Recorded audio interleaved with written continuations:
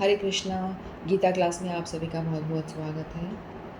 ओम अज्ञानतिमिरन्धस्य ज्ञानञ्जनशलाकया चक्षुरुन्मिलितं येन तस्मै श्रीगुरुवे नमः। गुरुवे गौरचन्द्राय राधिकाय सदालये कृष्णाय कृष्णभक्ताय तद्भक्ताय नमो नमः। नमो विष्णुपादाय कृष्णपृष्ठाय भूतले श्रीमद्भक्तिवेदान्त नारायणति नामिने श्रीकृष्णलीला कथने सुधाक्षं औदार्यमाधुर्यगुणनिक्षुप्तं वरं वरेण्यं पुरुषमहन्तं नारायणं तं तसा नमामि। श्रीचैतन्यमनुभीष्टं स्थापितं येन भूतले स्वयं रूपकदा मह्यं ददाति स्वपदान्तिकम् आजानुलम्बितभुजो कनकावदातो सङ्कीर्तनकपित्रो कमलायताक्षो विशम्भरो द्विजवरो युगधर्मपालो वन्दे जगत्प्रियकरो करुणावतारो नमो महावदन्याय कृष्ण प्रेम प्रदायते कृष्णाय कृष्णतन्नाम्ने गौरद्विषे नमः। हे कृष्ण करुणा सिंधो दीनबन्धो जगत्पते गोपेश गोपिकान्त राधाकान्त नमस्तुते। तप्तकाञ्चन गौराङ्गी राधे वृन्दावनेश्वरी कृष्णानुसुतदेवी प्रणमामि हरिप्रिये। वाञ्छाकल्पतरुभ्यश्च कृपा सिन्धुभ्येव च पतितानां पावनेभ्यो वैष्णवेभ्यो नमो नमः। हरे कृष्ण कृष्ण कृष्ण हरे हरे, हरे राम राम राम हरे हरे। जय जय श्री राधे श्याम। हरे कृष्ण। आज एकादशी है, आज कामिका एकादशी है, तो आप सभी को कामिका एकादशी की बहुत बहुत बधाई हो। आप सभी ने अवश्य व्रत किया होगा। तो आज हम कामिका एकादशी के उपलक्ष्य में एक एकादशी कीर्तन करते हैं। ठीक है, तो ये एकादशी कीर्तन गाया जाता है एकादशी के दिन। मैं इसका मीनिंग भी आपको बता दूंगी, मतलब पढ़ दूंगी बुक में से। तो ये कीर्तन मैं गाती हूँ। शुद्ध भगता चरण रेणु भजन अनुकूला, शुद्ध भगता चरण रेणु भजन अनुकूला। भगत सेवा परम सिद्धि प्रेमलती कार मूला, भगत सेवा परम सिद्धि प्रेमलती कार मूला। शुद्ध भगता चरण रेणु भजन अनुकूला।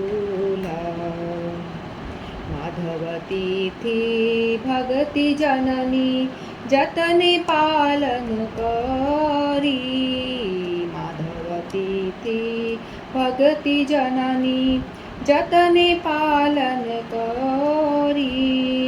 कृष्ण वसती वसती भली परम आदरी वरी, कृष्ण वसती वसती भली परम आदरी वरी। शुद्ध भगता चरण रेणु भजन अनुकूला। गौर अमार से सब स्थाने करेलो भ्रमण रंगे, गौर अमार से सब स्थाने करेलो भ्रमण रंगे।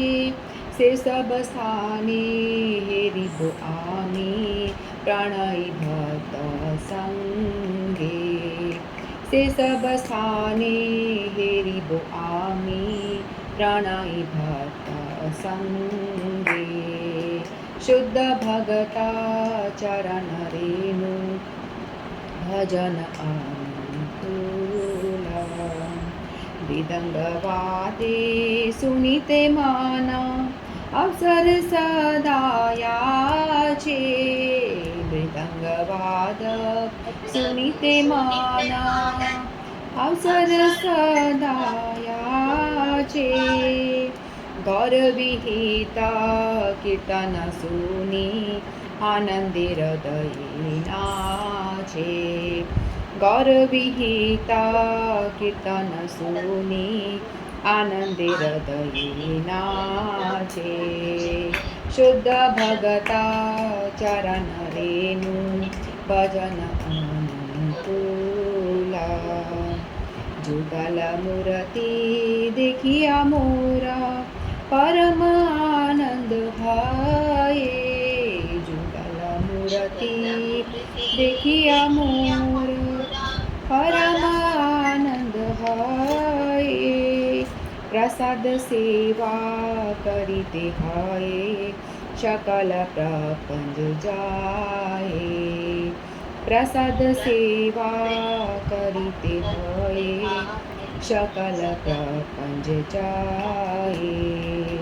शुद्ध भगता चरण रेणु भजन अनुकूला।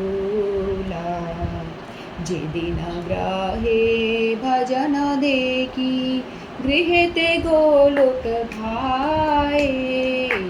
जे दिन ग्रहे भजन देखी गृहते गोलोक भाए। चरण सिंधु देखिया गंगा सुख न सीमा पाए। चरण सिंधु देखिया गंगा सुख न सीमा पाए। शुद्ध भगता चरण रेणु भजन अनुकूला।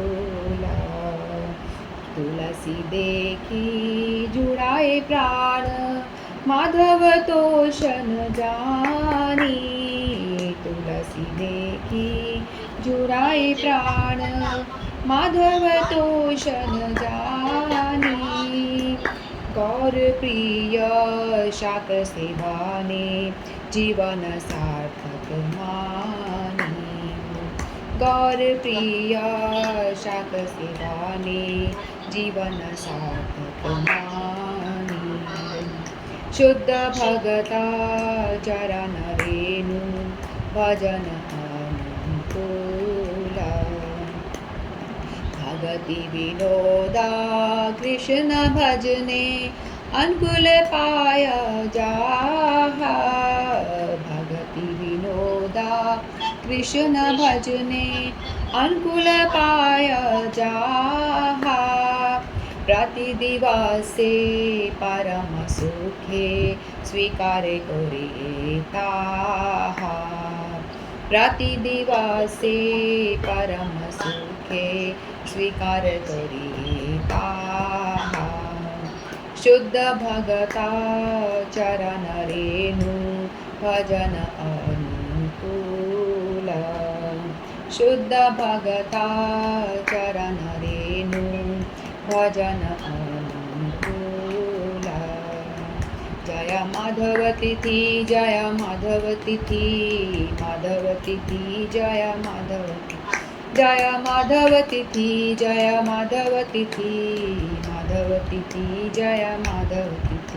जय एकादशी जय एकादशी एकादशी जय एकादशी जय एकादशी जय एकादशी एकादशी जय एकादशी। श्री माधव तिथि की जय एकादशी तिथि की जय। तो हम एकादशी तिथि को माधव तिथि भी कहते हैं। भगवान माधव नहीं भगवान कृष्ण की तिथि। तो मैं इस जो मैंने गाया ये भक्ति विनोद ठाकुर का लिखा हुआ था। भक्ति विनोद ठाकुर जो एक बहुत बड़े संत हुए हैं हमारे गौड़ीय परंपरा में। तो जिन्होंने ये कीर्तन लिखते थे ना ये संत लोग उनके मन के भाव होते थे। तो मन के भाव एज इट इज़ वो लिख दिया करते थे। जो मन में भाव आ रहे हैं मतलब भाव में बैठे हैं और लीला दर्शन करते हैं बड़े बड़े वो जो संत होते थे। तो उन्होंने वो भाव पूरक होकर के भाव में आकर के संत इन्होंने कीर्तन लिखा। तो इसका अर्थ ये बंगला भाषा में है। ये जब गौर महाप्रभु हुए थे उस समय ये हुए थे तो बंगला भाषा में। तो इसका मैं अर्थ आपको पढ़ के बता देती हूँ कि आपको पता चले कि क्या है। तो शुद्ध भक्तों की चरण रज ही चरण के अनुकूल है भजन के अनुकूल है। तो शुद्ध भक्त जहाँ होते हैं उनके चरणों की धूल हमें लेनी चाहिए। तो हमें जैसे वैष्णवों के दर्शन करने से भी हमारे पापों का नाश होता है। जब भी हमारे शहर में कभी वैष्णव आते हैं तो हमें उनके दर्शन करने अवश्य जाना चाहिए, चाहे वो कितने ही दूर क्यों ना रहे। हमें दौड़ दौड़ के हमें जाना चाहिए और उनके चरणों की रज यानी जहाँ से वो होकर गुजरे हैं तो उनके चरणों की रज हमें उठा के माथे से लगाना चाहिए। क्यों? क्योंकि वो हमारे भजन के बहुत अनुकूल होती है, हमारे भजन में हमें प्रोग्रेस करने में बहुत हेल्प करती है। इसीलिए कहा गया है, शुद्ध भक्त चरण रज ही भजन के अनुकूल है। भक्तों की सेवा ही परम सिद्धि है तथा प्रेम रूपी लता का मूल जड़ है। तो यदि हम भक्तों की सेवा करते हैं, शुद्ध भक्तों की, एक भक्त का दिखावा कर रहे हैं वो नहीं, हमें जानना होगा कि कौन भक्त सही में भक्त है और कौन भक्त का चोला पहने घूम रहे हैं, उनसे तो दूर रहना चाहिए। लेकिन जो शुद्ध भक्त है उनके रज हमें माथे पे धारण करनी चाहिए और उनकी सेवा करने में ही हमारा परम सार्थक है, हमारा सार्थक होगा, हम भक्ति में प्रोग्रेस कर सकते हैं। माधव तिथि, एकादशी को माधव तिथि कहा गया है, भक्ति को जन्म देती है। यदि हम एकादशी करते हैं तो हमें भक्ति की जननी कहा गया है। यहाँ पे इस कीर्तन में भी कहा गया है कि जैसे एक प्रेग्नेंट लेडी होती है ना, तो वो अपने बालक को जन्म देती, उसी तरह से यदि हम एकादशी का पालन करते हैं, जो भी एकादशी का पालन करेगा तो ये डेफिनेटली उसको भक्ति मिलनी ही मिलनी है, उसको भक्ति मिलेगी ही मिलेगी, क्योंकि वो भक्ति को जन्म देती है। जो एकादशी का पालन करता है उसके अंदर भगवान भक्ति अवश्य प्रदान करते हैं, देंगे ही देंगे, ये कन्फर्म है। तथा इससे कृष्ण का निवास है। एकादशी तिथि में भगवान ने कहा मेरी तिथि है, इसमें मेरा निवास है। ऐसा जानकर परम आनंद पूर्वक हमको इसको वर्ण कर यत्नपूर्वक पालन करना चाहिए। ऐसे गौर सुंदर ने जिन जिन स्थानों में आनंद पूर्वक भ्रमण किया, मैं भी प्रेमी भक्तों के साथ उन सब स्थानों का दर्शन करूँगा। तो हमें ऐसा विश्वास होना चाहिए कि यदि हम एकादशी तिथि का पालन कर रहे हैं तो हमें ये सब बातें, हमें भक्ति मिलेगी ही मिलेगी, भगवान प्रसन्न होंगे ही होंगे। तो हमें एकादशी तिथि का पालन हमें प्रसन्न होकर करना चाहिए, भक्ति भाव से करना चाहिए। ऐसा नहीं कि अरे क्यों एकादशी आ गई, अरे कल ही तो आई थी आज फिर से आ गई। अक्सर हमारा यही भाव होता है, अरे कल ही तो गई थी फिर आ गई। ऐसा नहीं होना चाहिए, हमें भगवान को बड़ी भक्ति से, बड़े प्रसन्नचित होकर के एकादशी तिथि का पालन करना चाहिए और भगवान की प्रसन्नता के लिए करना चाहिए और जोश के साथ। ऐसा नहीं है कि एकदम सोते सोते अरे एकादशी है क्या करें, तो हमें जोश पूर्वक एकादशी का पालन करना चाहिए, जैसे हम कोशिश कर रहे हैं करने की, क्योंकि हम कीर्तन कर रहे हैं, सभी लोग जितने भी ज्वाइन हुए हैं सभी में कुछ एकादशी तिथि के प्रति श्रद्धा है, तभी आप सभी लोग सुन रहे हैं और आप लोगों ने ज्वाइन करा है। तो आप सभी को बहुत बहुत बधाई, आप सब ने ज्वाइन करा है, आप सब लोग सुनने का प्रयास कर एकादशी तिथि पालन कर रहे हैं। तो जिस जिस जगह पे मेरे गौर सुंदर, जो चैतन्य महाप्रभु थे उनको गौर सुंदर के नाम से जाना जाता है। तो जहाँ जहाँ सबसे पहली परिक्रमा जो हुई थी, नवद्वीप परिक्रमा, जो नवद्वीप के विषय में आप नहीं जानते तो मैं थोड़ा बहुत बताती हूँ। नवद्वीप परिक्रमा हुई थी जो चैतन्य महाप्रभु ने अपने स्वजनों के साथ में की थी, जो उनके षट गोस्वामी वगैरह और जो भी गोस्वामी जो हुए थे ना, उन सब के साथ में लेकर के उन्होंने परिक्रमा की थी। जहाँ जहाँ कृष्ण की लीला स्थली थी और वहाँ सब उन्होंने दर्शन करवाया था ब्रज में, इस तरह से। तो वो स्थानों का दर्शन हम भी करेंगे, हम भी ब्रज जाएंगे और हम भी नवद्वीप धाम जाएंगे, उन स्थानों पे जहाँ जहाँ महाप्रभु ने लीलाएं की थी, जहाँ जहाँ पे भगवान कृष्ण ने लीलाएं की थी, उन सब स्थानों का हम दर्शन करेंगे और उन सब स्थानों के विषय में हम जानने का प्रयास करेंगे। फिर तथा गौर सुंदर के संबंधित कीर्तनों से सुनकर आनंद से भरकर मेरा हृदय नाचने लगा है। भक्ति विनोद ठाकुर जी कह रहे हैं कि ये कीर्तन सुन के मेरा हृदय आनंद से प्रफुल्लित हो गया, नाचने लग गया है। युगल मूर्ति का दर्शन कर मुझे परम आनंद प्राप्त होता है। युगल मूर्ति, राधा कृष्ण को युगल मूर्ति कहा जाता है। तो भक्ति विनोद ठाकुर जी कह रहे हैं कि जब मैं युगल मूर्ति को देखता हूँ तो मुझे बहुत ही आनंद होता है, मुझे आनंद की अनुभूति होती है, मैं आनंद से नाच उठता हूँ। हमें भी उन्हीं की पद चिन्हों पे चलना चाहिए, वैसा हमें उन्हीं भावों को आस्वादन करने का प्रयास करना चाहिए, जैसे जैसे हमारे गौर महाप्रभु ने आस्वादन किया था। भक्ति विनोद ठाकुर जी इस कीर्तन में जो भाव को लेके वो खुश हो रहे हैं, हमें भी प्रयास करना चाहिए, हम भी उस भावों को ग्रहण करें, वैसा हम भी फील कर पाएँ। फिर महाप्रसाद सेवन करने से माया की भी जय किया जा सकता है। जिस दिन घर में भजन कीर्तन होता है उस दिन साक्षात गोलोक हो जाता है। तो यहाँ भक्ति विनोद ठाकुर जी कह रहे हैं कि महाप्रसाद, ये भगवान को जो ऑफ़र किया हुआ भोग होता है वो प्रसाद होता है हम सब के लिए। फिर वो प्रसाद को हम अपने गुरु वर्ग, अपने उन जनों को खिलाते हैं, उसके बाद अपने गुरु को ऑफ़र करते हैं, फिर वो महाप्रसाद हो जाता है।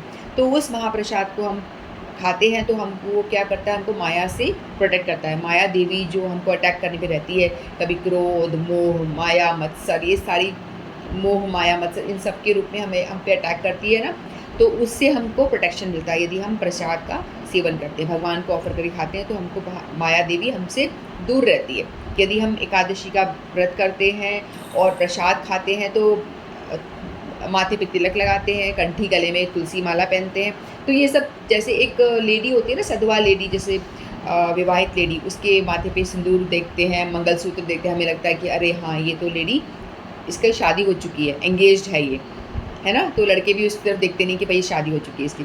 तो उसी तरह से यदि हम लोगों ने माथे पे तिलक धारण किया हुआ है, कंठी पहनी हुई है, तो कल परसों हम कीर्तन में अटेंड करने गए थे, वहाँ महाराज जी यही बता रहे थे, तिलक की महिमा बता रहे थे वो, तो कि जिसने तिलक धारण करा, कंठी पहनी है, तो उससे ये मालूम पड़ता है कि ये जो लेडी है, जो भी ये भक्त जो है जिसने ये कंठी और तिलक धारण किया हुआ, ये भी एंगेज है, यानी ये भगवान का प्रिय भक्त है, इसकी शादी भगवान से हो चुकी है।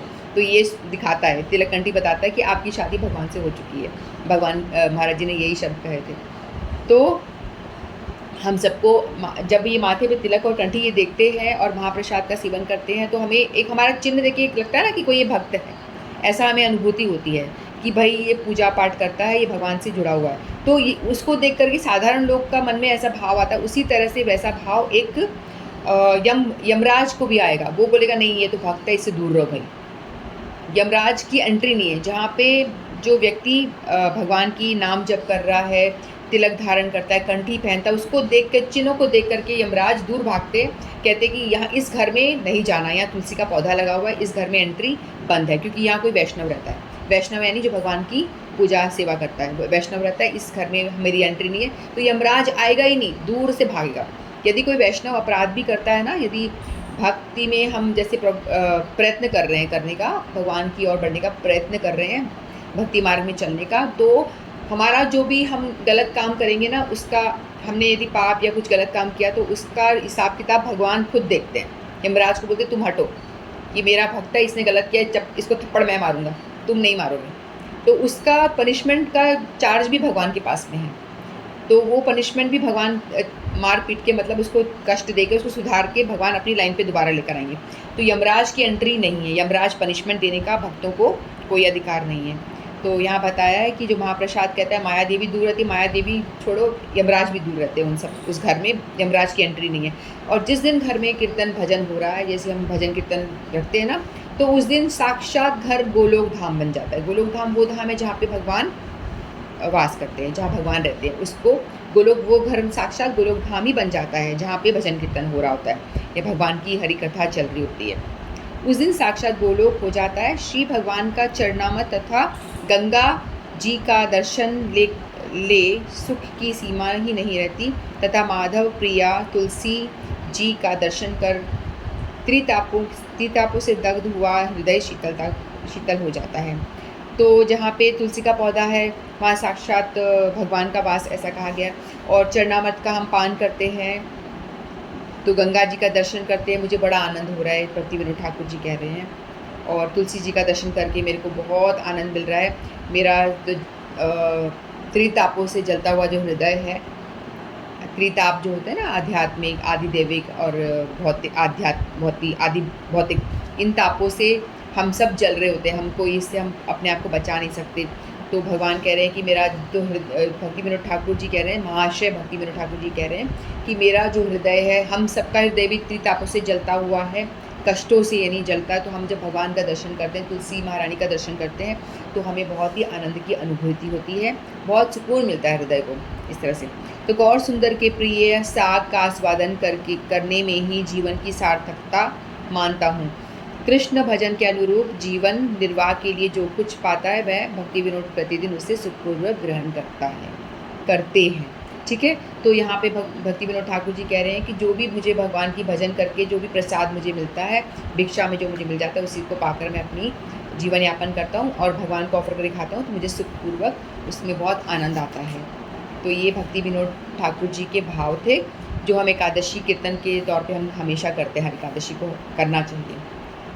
तो आज एकादशी तिथि है, तो आज हम, मुझे लगता नहीं श्लोक का टाइम तो मिलेगा, लेकिन हम एकादशी कथा ले लेते हैं। ठीक है, तो श्लोक तो हम गीता जी के श्लोक हम अगली बार करेंगे, तो आज हम एकादशी कथा लेते हैं। तो हम एकादशी, पहले तो हम ये जानते हैं कि एकादशी तिथि हम क्यों पालन करते हैं और क्या इसकी महिमा है। एकादशी की व्रत क्यों करना है, क्या महिमा है। तो एकादशी हम सबको पता है कि महीने में 2 बार आती है। एक होती है शुक्ल पक्ष की एकादशी और एक होती है कृष्ण पक्ष की एकादशी। महीने में 2 एकादशी हम सभी करते हैं और कभी-कभी अधिक मास आता है तो हम 2 और बढ़ जाती है हमारी एकादशियाँ, है ना? तो एकाद आज जो एकादशी है उसका नाम है कामिका एकादशी। कामिका एकादशी से हम हमारी मन में जो भी कामनाएँ हैं, हमारी मन में जो भी कामना, इच्छा जो है वो सब पूर्ण करने के लिए एकादशी है। यदि हम बहुत श्रद्धा भाव से एकादशी का पालन करते हैं तो हमारी इच्छाओं की पूर्ति होती है। ये क्योंकि इस आज की एकादशी का नाम कामिका एकादशी, जो हमारी कामनाओं की पूर्ति करती है। तो एकादशी में मतलब ऐसा कुछ भी नहीं है जो वो आपको नहीं दे सकती है। तो शास्त्रों में कहा गया है कि एकादशी का जो पालन करता है भगवान उससे बहुत प्रसन्न होते हैं और वो साक्षात माधव तिथि है, तो उससे करने से हमारे अनंत अनंत जन्मों के पाप कट जाते हैं। तो एकादशी तिथि करने का एक साइंटिफिक रीज़न है। तो पहले में साइंटिफिक लोग हमेशा बोलते हैं ना, प्रूफ बताओ क्यों करें हम, क्या वो प्रूफ है, ये सब बोलते हैं ना इस तरह से। तो एक साइंटिफिक रीज़न जो मैं आपको बताती हूँ। सबसे पहली बात तो ये है कि जो हमारे शास्त्रों में जो भी एकादशी तिथि जो करने का बोला विधान दिया गया है, ये सब साइंटिफिक होता है। जो ऋषि मुनियों ने सेट किए हैं वो हमारे लिए साइंटिफिक रीज़न्स होते हैं इसके पीछे। तो साइंटिफिक रीज़न ये है कि यदि चंद्रमा जो होता है ना, उससे हमें पता है कि वो रस प्रदान करता है वनस्पति को, है ना? और उसी से रस मिलता है वनस्पति को और पौधे जो अच्छे से बढ़ते हैं। लेकिन एक मैग्नेटिक जो अट्रैक्शन होता है,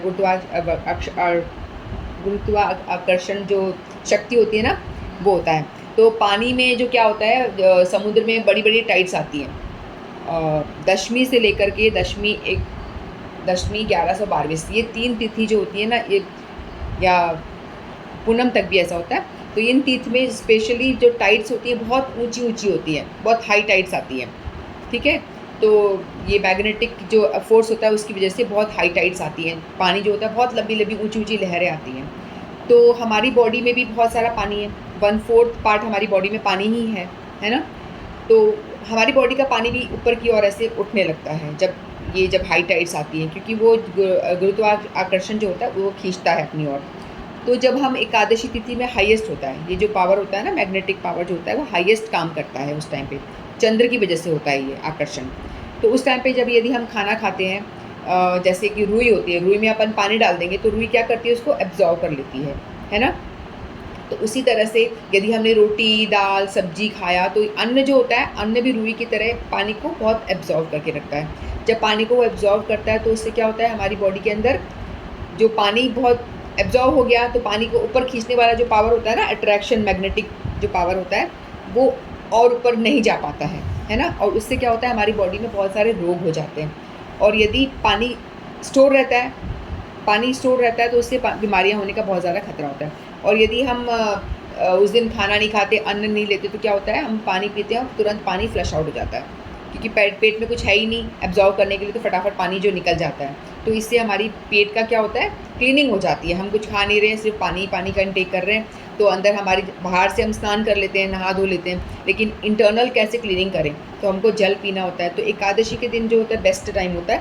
तो उस दिन अगर हम पानी ज़्यादा इंटेक कर रहे हैं और निर्जला रहे तो और भी अच्छी बात है, और अच्छे से क्लीनिंग होती है। और पानी होता ही नहीं है तो गुरुत्वाकर्षण जो है काम नहीं करता है।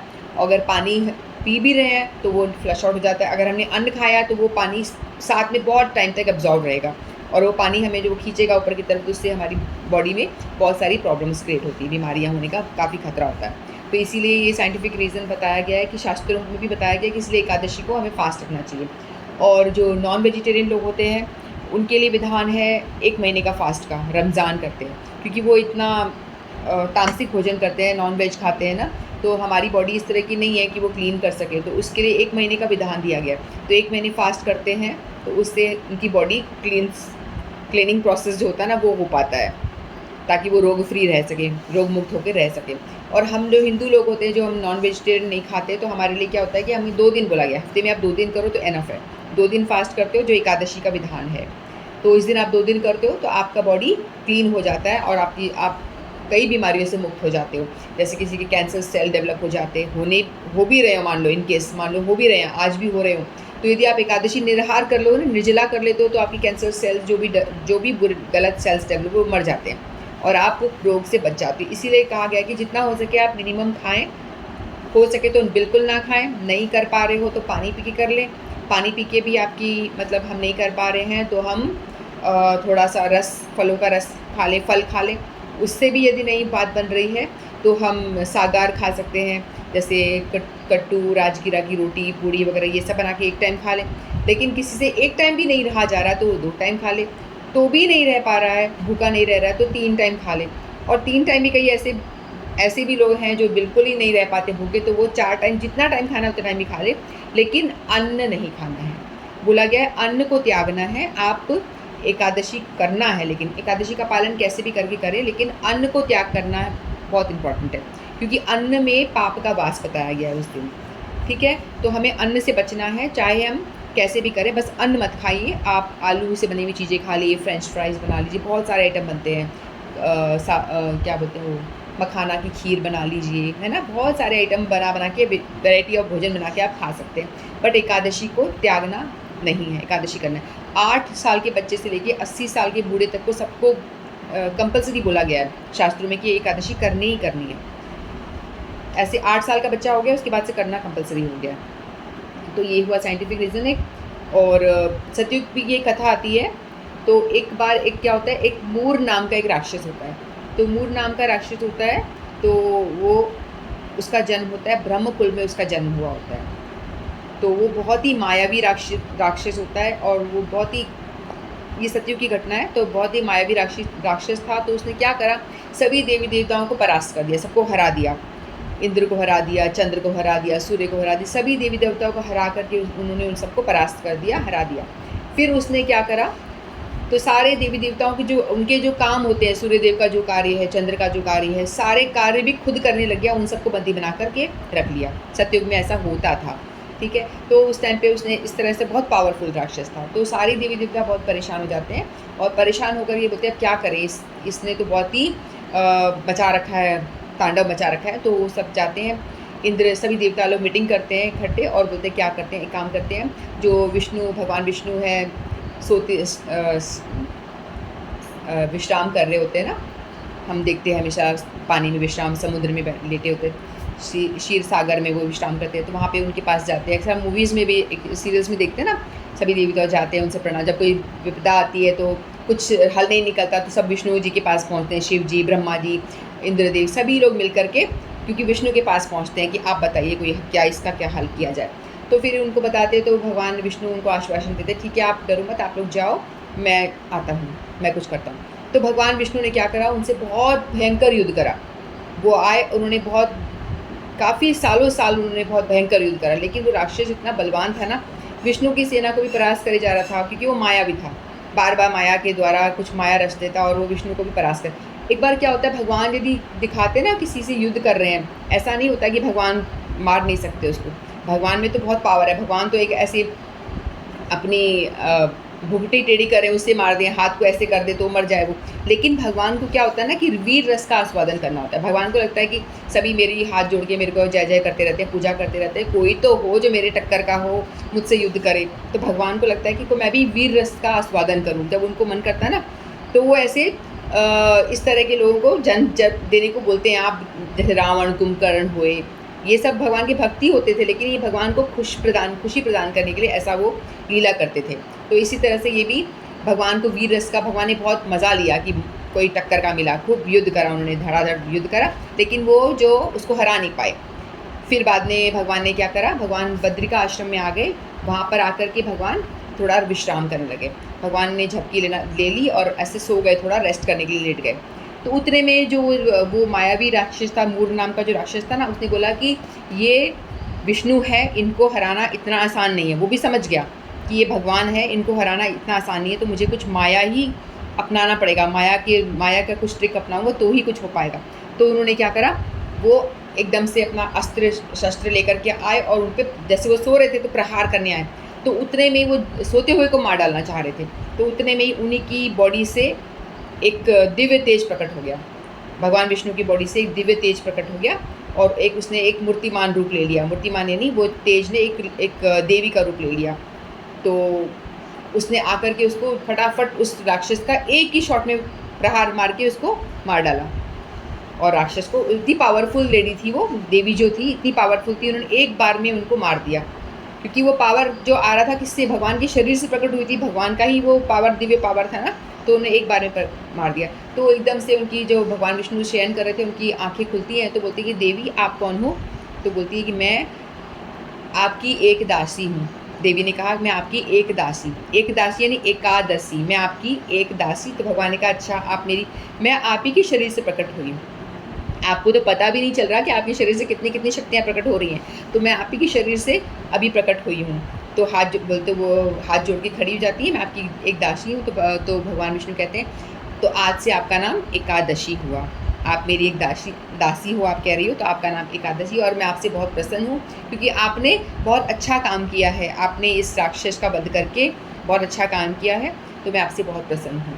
तो आप बताइए आपकी कोई इच्छा है तो मैं आपकी उसकी पूरी करता हूँ। तो उन्होंने, दासी ने बोला, एकादशी जो देवी जो प्रकट हुई थी, उन्होंने बोला कि सभी देवी देवताओं की एक एक तिथि होती है ना। सोमवार होता है शिव जी का, मंगलवार होता है हनुमान जी का, बुधवार गणेश जी का, थर्सडे होता है उनका विष्णु जी का होता है, फ्राइडे होता है संतोषी माता का, शनिवार शनिदेव का होता है, हनुमान जी का भी, ऐसे रविवार सूर्यदेव का, ऐसे हर एक वार होता है। तो मेरे लिए तो कोई वार है ही नहीं, मैं चाहती हूँ कि कोई मेरे लिए भी कोई ऐसी कोई वार बताइए।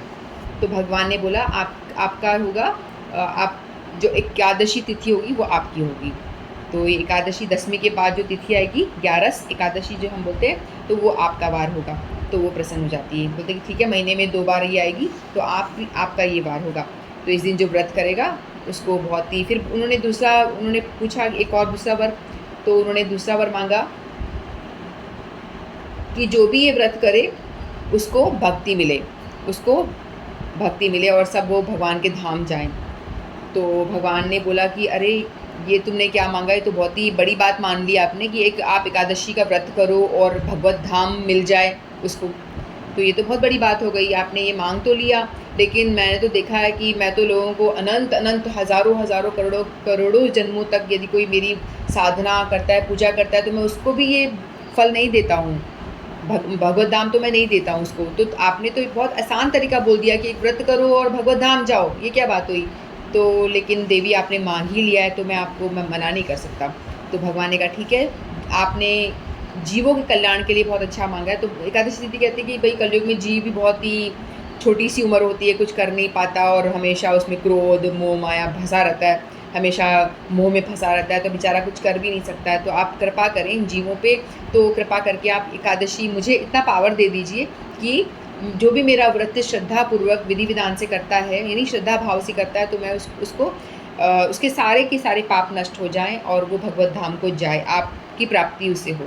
तो भगवान ने कहा ठीक है। तो देवी को भगवान ने हम सबके कल्याण के लिए एकादशी तिथि में 2 वरदान मांगे थे, एक तो उन्होंने तिथि मांगी उन्होंने खुद की, और दूसरा कि जो ये व्रत करे वो भगवत धाम जाए। तो भगवान ने बोला तथास्तु। तो इसीलिए भगवान की ये तिथि है, बहुत प्रिय है, हमें उसका अच्छे से पालन करना चाहिए। फिर पद्म पुराण में भी एक कथा आती है, तो उसमें बताते हैं कि सभी जैसे वेद होते हैं, वेद श्लोक वगैरह होते हैं ना, सबका एक मूर्तिमान रूप होता है। उसी तरह से पुण्य का भी एक मूर्तिमान रूप होता है। मूर्तिमान यानी एक व्यक्ति के रूप में वो होता है। जैसे तुलसी जी हैं, तुलसी जी को हम पौधे के रूप में देखते हैं यहाँ पे, है ना, लेकिन तुलसी जी एक स्त्री के रूप में भी प्रकट होती है, उनका एक मूर्तिमान यानी एक रूप होता है उनका देवी के फॉर्म में, तो तुलसी महारानी हम कहते हैं। उसी तरह से पाप पुरुष, पुण्य पुरुष, ये सब भी होते, उनका एक रूप होता है। उसी तरह से पाप पुरुष होता है, जो पाप होता है वो आके बोलता है भगवान को कि भगवान मैं बहुत दुखी हूँ। बोलते हैं कि क्यों, क्या हुआ? कि लोग बाग तो मतलब एकादशी करते हैं और कोई पाप, बहुत सारे पहले पाप करते हैं, उल्टे सीधे काम करते हैं, बहुत सारे पाप हो जाते हैं, उसके बाद में वो क्या करते हैं, उसके बाद में एकादशी करते हैं, श्रद्धा से एकादशी करते हैं, सारे पाप खत्म हो जाते हैं। और कोई पाप करता ही नहीं है, तो मैं क्या करूँ, मेरा तो कुछ काम ही नहीं रहा, मैं किसको क्या सजा दूँ, ऐसे बोलने लगते हैं। तो भगवान कहते हैं कि तुम, हंसने लगते हैं कि बोला देखो ये तो मैंने एकादशी देवी को वरदान दिया है, भक्ति देवी को वरदान दिया हुआ, तो मैं इसमें तो कुछ नहीं कर सकता, लेकिन एक काम मैं कर सकता हूँ। तो पाप पुरुष बोलते बताओ मेरी तो ड्यूटी ख़त्म हो गई ना, मैं किसी को पनिश नहीं कर पा रहा हूँ, तो क्योंकि सारे एकादशी कर रहे हैं और भगवत धाम जा रहे हैं। तो कहते ठीक है, मैं एक काम कर सकता हूँ कि एकादशी के दिन जो भी लोग अन्न खाते हैं तुम उसमें जाके वास करो। वो ये भी पूछते हैं मैं कहाँ वास करूँ, मेरा स्थान कहाँ है, क्योंकि सब जगह भगवत भक्ति छा रही है, एकादशी कर रहे हैं लोग, हरि कीर्तन कर रहे हैं, मुझे कहीं स्थान नहीं मिल रहा, मैं कहाँ जाऊँ। तो भगवान कहते ठीक है, तो आपको एक स्थान मैं प्रदान करता हूँ, जहाँ जो एकादशी वाले दिन जो भी लोग अन्न खाएंगे, जो अन्न यानी चावल, आटा, दाल, गेहूँ, दाल चावल जो नॉर्मल खाना होता है, सब बाकी सब्जियाँ वगैरह भी, जो भी अन्न खाते हैं उस दिन तुम अन्न में जाके बैठ जाना। एकादशी वाले दिन तुम अन्न में जाके बैठ जाना, तुम्हारा वास अन्न में होगा, और जो भी उस दिन अन्न खाएगा वो सारे पाप खाएगा। ये बोला है उन्होंने, शास्त्रों में लिखा हुआ है ये बात, ऐसे मनगढ़ंत बात नहीं है, शास्त्रों में लिखी हुई बातें हैं। तो ये पद्म पुराण में लिखी हुई है। तो ये जो भी एकादशी वाले दिन जो भी अन्न खाएगा वो पाप को खाएगा, और पाप छोटे मोटे पाप नहीं, भयंकर पाप। भयंकर पाप कैसे? गौ हत्या, ब्राह्मण हत्या, भ्रूण हत्या, है ना, जो भयंकर भयंकर पाप है वो सारे पाप उसके माथे आते हैं। अक्सर आप लोग बोलते हैं ना कि हमने तो कुछ करा ही नहीं, हम तो कुछ नहीं करते, लेकिन फिर भी पाप आते रहते हैं। एक तो तुम्हारे कर्मों के फल होते ही होते हैं, दूसरा आप एकादशी के दिन अन्न खा रहे हो, जो एकादशी नहीं करते, एकादशी के दिन आप अन्न खा रहे हो, तो पाप वो कहाँ जा रहे हैं? जो अन्न खा रहे हैं उनके सर पे ही आ रहे हैं ना, तो इसलिए वो भुगतते रहते हैं, उनको पता भी नहीं होता क्यों भुगत रहे हैं। तो इसीलिए कहते हैं कि आपको शास्त्रों का ज्ञान होना बहुत ज़रूरी है, जिससे आपको मालूम तो पड़े आपको ये पाप मिल क्यों रहा है ना। एक तो आप कर्म करके आए उस वजह से मिल रहा है, वो फंडा आपकी भगवद गीता पढ़ते हो तो हमें समझ में आता है, लोगों को नहीं समझ में आता, साधारण जो नहीं पढ़ते। और दूसरा हम एकादशी नहीं करते, लोगों को पता नहीं है, पूरी 90% लोग तो एकादशी करते ही नहीं, जानते ही नहीं है तो क्या एकादशी है ना। तो हमें इसलिए करना चाहिए क्योंकि वो सारे पाप वो भोग रहे होते हैं, लेकिन उनको पता नहीं, ज्ञान नहीं होता। हर एक शास्त्रों में यदि किसी में ऐसा कोई विधान नहीं लिखा हुआ है, सोमवार में यदि मंडे का व्रत कोई नहीं करेगा तो ये फल मिलेगा, ये बताया गया। आपने मंडे का व्रत किया, आपको अच्छा पति मिलेगा, बताया हुआ है ना। ये करा, हनुमान जी का करा, कष्ट मिट जाएंगे, जो भी आपकी प्रॉब्लम है वो आपको मिल जाएगा। लेकिन ऐसा कहीं नहीं लिखा यदि आप ये व्रत नहीं करोगे तो आपको ये पाप होगा, ऐसा नहीं लिखा। यदि आप नहीं करोगे तो कुछ नहीं होगा, करोगे तो ठीक है, नहीं करोगे तो कुछ नहीं होगा। लेकिन एकादशी के लिए लिखा हुआ है शास्त्रों में, यदि आपने ये पाप को किया तो मिलना ही मिलना है, बहुत भगवान मिल रहे हैं आपको, साक्षात पाप सारे कट रहे हैं आपके, तो आपको मिल रहा है। प्लस यदि नहीं किया तो आपको पाप लेगा, ये लिखा हुआ है कि यदि आपने एकादशी नहीं किया तो पाप में पाप पुरुष बैठा हुआ है ना, तो वो आप पाप खा रहे हो, इसलिए एकादशी करना मस्ट है। बाकी व्रत मत करो चलेगा, एकादशी करना इज़ वेरी वेरी मस्ट, तो उसको आपको हमेशा करना ही चाहिए। और जो नहीं करते उनको, हम सबको हमारा फ़र्ज़ है कि हम उनको बताएं, क्योंकि लोग अज्ञानी हैं, उनको पता ही नहीं है ना, तो कोई तो बताएगा। जैसे हमने किसी से सुना, हम बता रहे हैं, आप हमसे सुन के या किसी सुन के आगे बताओ, तो ये इस तरह से बताएंगे तो लोग करना शुरू करेंगे, पता चलेगा तभी लोगों को।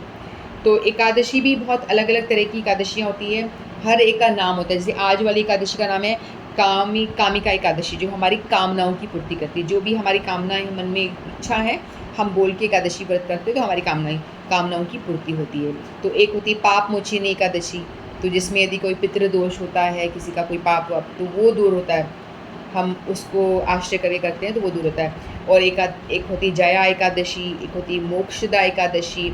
मोक्षदा एकादशी में जिसको मोक्ष की कामना है उसको वो मोक्ष मिल जाएगा अगर आप करोगे।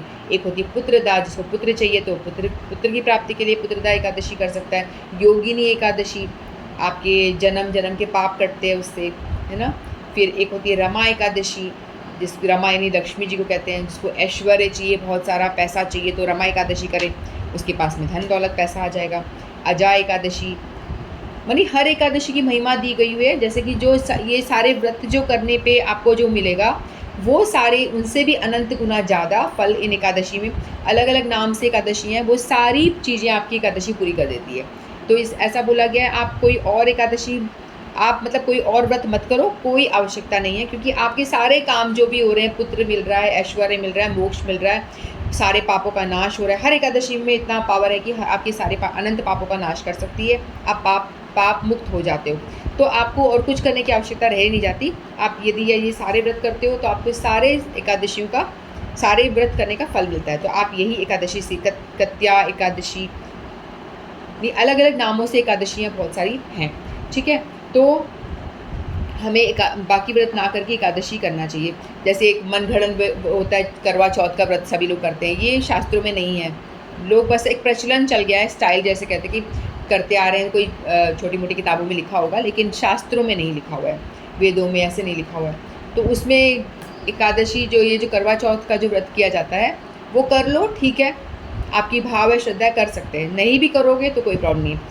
तो जैसे हिंदू लोग करते हैं, हिंदू स्त्रियां करवा चौथ का व्रत करती हैं, मुस्लिम स्त्रियां तो नहीं करती, क्रिश्चियन स्त्रियां भी नहीं करती हैं। तो क्या उनके पति की लंबी आयु नहीं होती क्या? ऐसा तो नहीं है। और हम जैसी जो स्त्रियां करती हैं उनकी पतियों की लंबी आयु होती है हिंदुओं की, ऐसा भी नहीं है ना। जो कई लेडी करवा चौथ कर रही है उनके पति जल्दी चले भी जाते हैं, बहुत जल्दी भी चले जाते हैं शादी होते से ही। और कई जो नहीं भी कर रही उनके भी बहुत लंबी 100-100 साल तक जीते हैं। तो इसका कोई शास्त्रीय विधान नहीं है, आप करो या मत करो, एक ही बात है।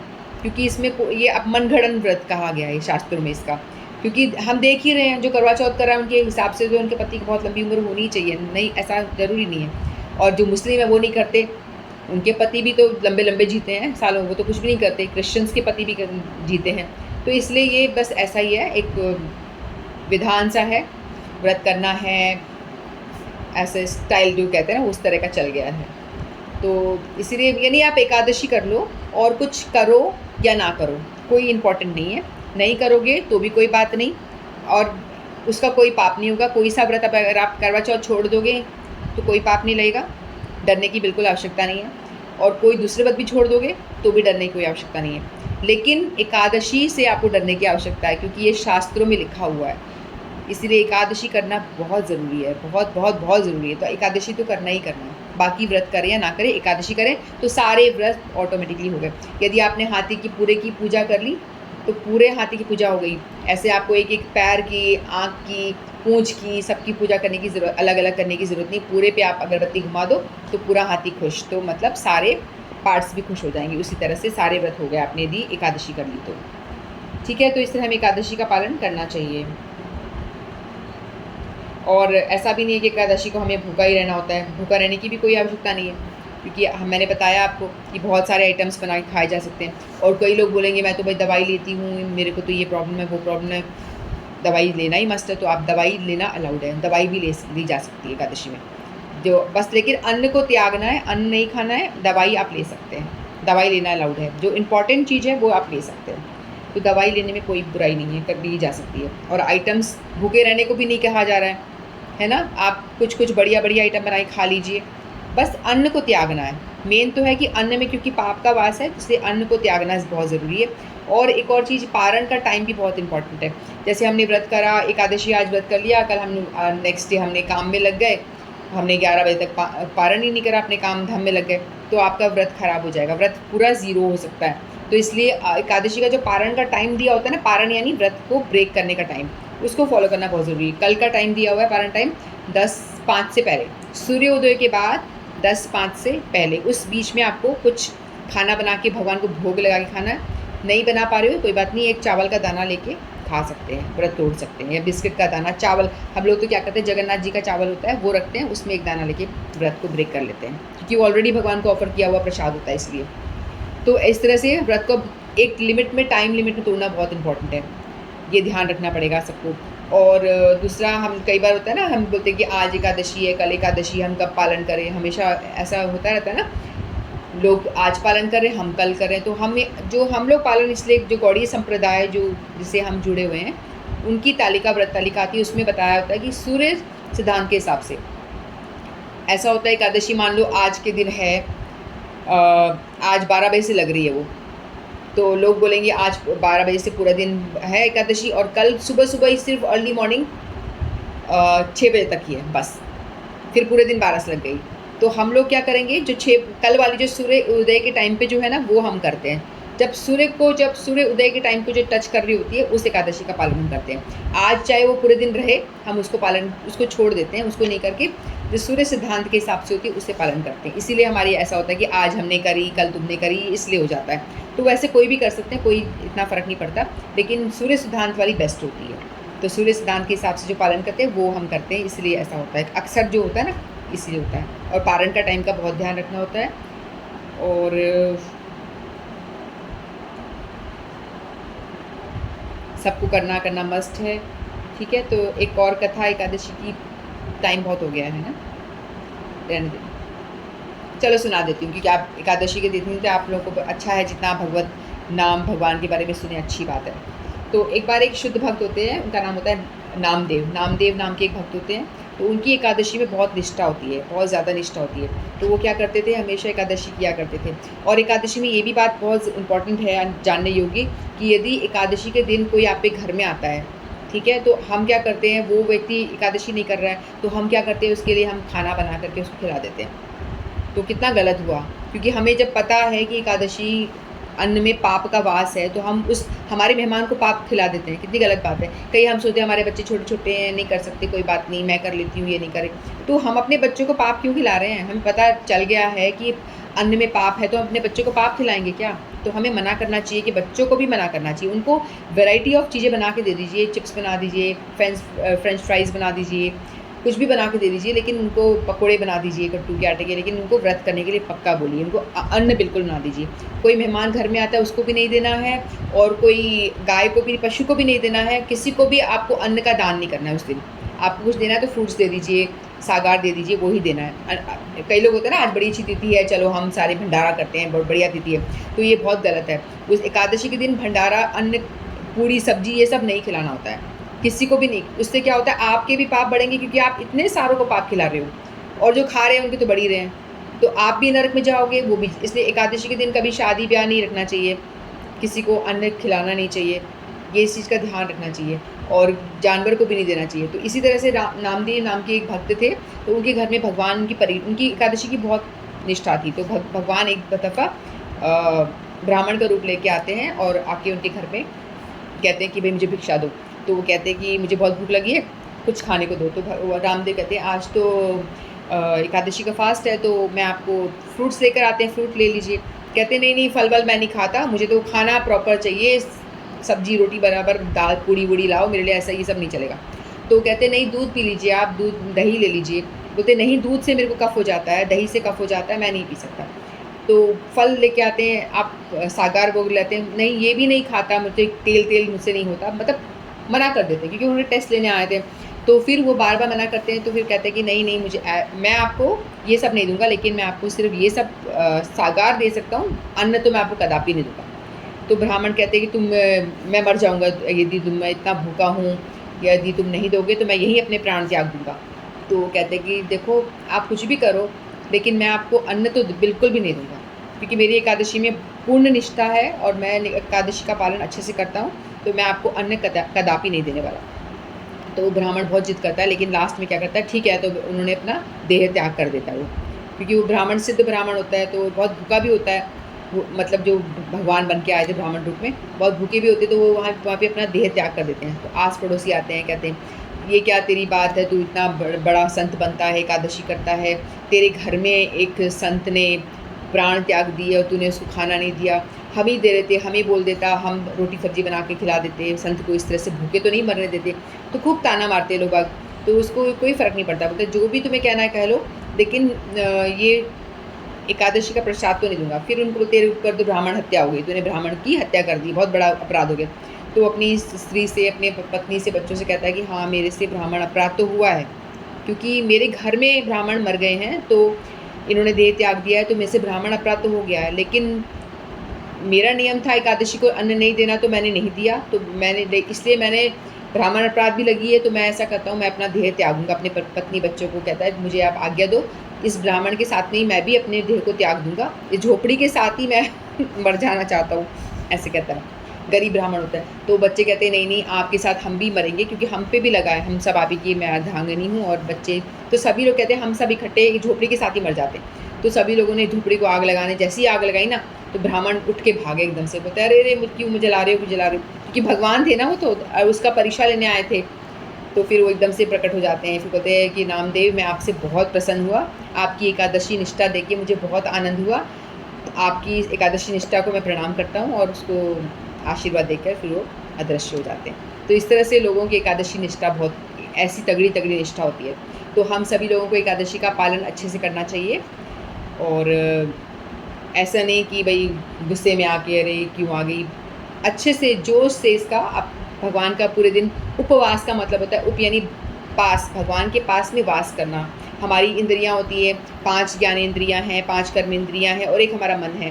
तो 10 प्लस 1 एकादशी। तो एकादश इंद्रियाँ, सारी इंद्रियों को हमें भगवान की सेवा में लगाने का प्रयास करना चाहिए। ठीक है, कानों से हम जैसे हम कर रहे हैं अभी कीर्तन, भगवान की कीर्तन सुन रहे हैं, भगवान की कथा सुन रहे हैं और भगवान की विग्रहों के दर्शन, मंदिर जाएँ, नहीं जाएँ तो घर पे कीर्तन करें जो हमने कीर्तन करा। इस तरह से और भी आप कीर्तन करें, खुद से बैठ जाएँ। जितना ज़्यादा हो सके माला जप करें, नाम जप करें और ज़्यादा से ज़्यादा, क्योंकि आज के दिन किया गया, यदि आप नॉर्मल डेज़ में करते हो जितना आपको फल कभी भी बहुत मिलता है, लेकिन आज एकादशी के दिन आप नाम जप करते हो, उसका आपको मल्टीप्लाई होके 1000 टाइम्स, 1000 क्या करोड़ों टाइम मल्टीप्लाई होके आपको उसका फल मिलता है। क्योंकि आज एक स्पेशल डे है जिसमें कि आपको बहुत सारी छूट मिली होती है, आपको बहुत सारी रिलीफ भगवान दे देते हैं कि चलो ये जीव जो भटका हुआ है इसको कुछ भगवान मेरी तरफ आने में फ़ायदा हो, तो इसलिए भगवान बहुत छूट दे देते हैं कि आज तूने एक नाम जप किया तो उसका आपको करोड़ों बिना आपको 1000 मल्टीप्लाई करके आपको मैं उसका फल दे दूँगा। तो इसीलिए आज के दिन आप चुके नहीं, आप बहुत सारा नाम जप करें, जिसके पास नहीं है वो माला ले लें। और आज श्रावण मास की एकादशी है, कामिका एकादशी, आपकी सारी कामनाएं पूरी हो, आप सभी भगवत भक्ति में आगे बढ़े, आप सबकी भगवान इच्छाएं पूरी करें, आप सभी हरि नाम करें, भक्ति करें। हरे कृष्णा। एकादशी तिथि की जय, कामिका एकादशी तिथि की जय, आप सभी भक्तों की जय, श्रीमद् भगवद गीता की जय। हरे कृष्णा। किसी को कुछ पूछना है तो पूछ सकते हैं, नहीं तो आप लोग लीव कर सकते हैं। राधे राधे। हरे कृष्णा।